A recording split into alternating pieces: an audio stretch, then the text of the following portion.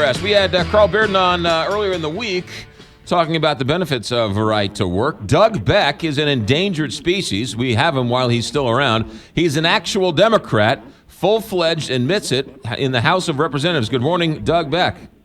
Good morning, McGraw. Thanks for having me on. You got it. So Carl Bearden said right to work is good for workers, and that every single right to work state, like Indiana, like Michigan, that's similar to Missouri, they've seen their wages increase and jobs increase. Well, I mean, you can take statistics and do what you want with them. I'll address Michigan real quick. Michigan, $700 billion was dumped in there by the federal government to bail out the auto industry, and they don't take that into account. So if you imagine if you put $700 billion into the Missouri economy, what our economy would be doing right now. So it's a disingenuous argument. They take the facts and figures and make them sound great for what they're doing here. Right. But if you look at right to work states that have been right to work states for a long time, this is not the case. Look at Mississippi. Look at Arkansas. Look at the South. Look at Alabama. See what the poverty rates are. See what all those things that are going on down there. It's not the case. Excuse me, I got kind of a cold here. So that's all right. It overwhelmingly number of your colleagues in the House and in the Senate are Republican. They have the veto-proof majority. Part of this last campaign versus Greitens and Koster was about right to work.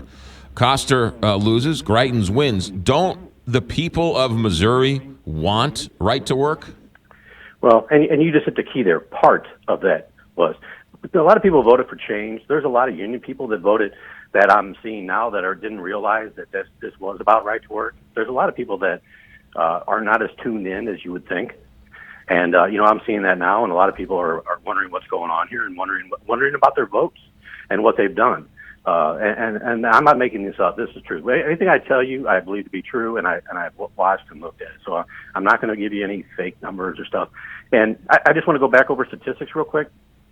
The governor gave a state of the state the other night, and one of his statistics was that Arkansas and Tennessee were growing, their wages were growing at a faster rate than Missouri.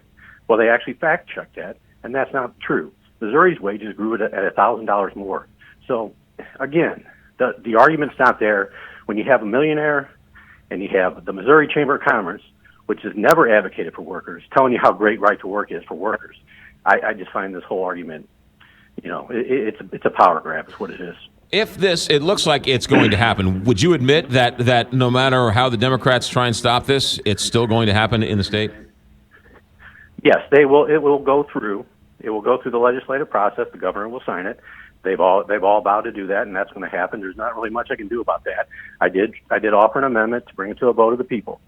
I think that's fair. We did that in 1978. I think it's an issue this big. They did it with voter ID last year. They thought that was big enough. This affects the entire state. When I went door to door this summer, and I went to people's houses, they didn't tell me, I need to make less money. I need to have less health care. I need to have less security in my retirement.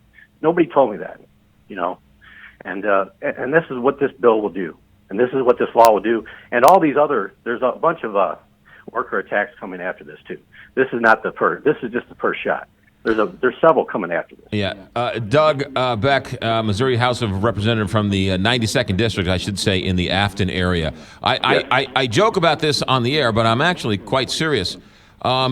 Even though they didn't know what they were voting for, that's not anybody's fault but their own. So if you're anti-right to work and you voted for a right to work candidate because of some other issue, right? I mean, I don't have much sympathy for these people who are now saying, hey, wait a minute, I didn't know what I was voting for. There was certainly enough information out there for them to know who they were voting for.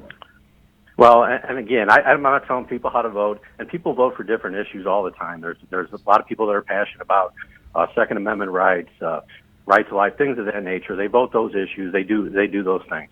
And I'm not saying that's wrong, right, or indifferent, but that's what they do. And they put those above all other arguments. You know what I mean? Yeah. So I think we need to separate. I think it's just not right to say that this was the big issue that everybody ran on this time. It wasn't. It really was not the big issue. Some candidates, I will say, ran on it, and definitely, and it was an issue. There's no doubt in my mind. I'm not going to deny that, but it was not the number one issue. Yeah. A lot of people voted for change. A lot of people thought change was going to come and things were going to happen good for them. They didn't realize that the change was going to be on their backs. Doug, I got about a minute left. When right to work comes into the state, you're going to have non-union workers working in shops with union workers. Are you afraid there's going to be a very sort of tough working environment when you're working next to somebody who's not paying union dues versus somebody who is paying union dues? We'll cross that bridge when it comes. I'm still confident that we can take this to the ballot and get a petition. But I in my line of work, I'll just explain what I do. I'm a pipe fitter, so I am a union person. I've been doing this for 30 years. And I'm looking. My career is almost over with, so this is not about me. This is about the future generations coming up. And we're looking at, you've heard in the news how they need welders and skilled workers and all these things. But yet now we're going to try to pay them less money. And we're not going to try to pay them for their skills and stuff. So, as far as non-union workers go, I don't know how that'll all work out, to be honest with you. I've never worked in a right-to-work state, so I don't know. Doug, Doug, do you think your amendment to get it to a vote of the people might pass? The amendment will not pass. It's already been voted down. Okay, right, yeah. So they voted it down. I did have some Republican colleagues did vote for it. I'm not going to paint a broad brush here. Right. But, it did get voted down, but I think there will be an initiative petition to get this on the ballot. So, I think it will succeed. Oh, okay. So you think this isn't over with? You think the people might ultimately vote? The people might vote on this on an upcoming statewide ballot? Oh, absolutely. We need to let the people vote, and it'll probably be on the ballot in November of 18. And the people need to vote on this. This is a very important issue. And then there's other problems with the bill. They actually say that the employers can be criminally liable. There's jail time involved with it if they sign a contract, that has a union security clause in it. So there's other problems with this bill. Doug Beck, I got to leave it there. He's a Democrat, Missouri House of Representatives from Afton. Doug, thank you for your time. Thank you. 758 KTRS. ADT presents What to Consider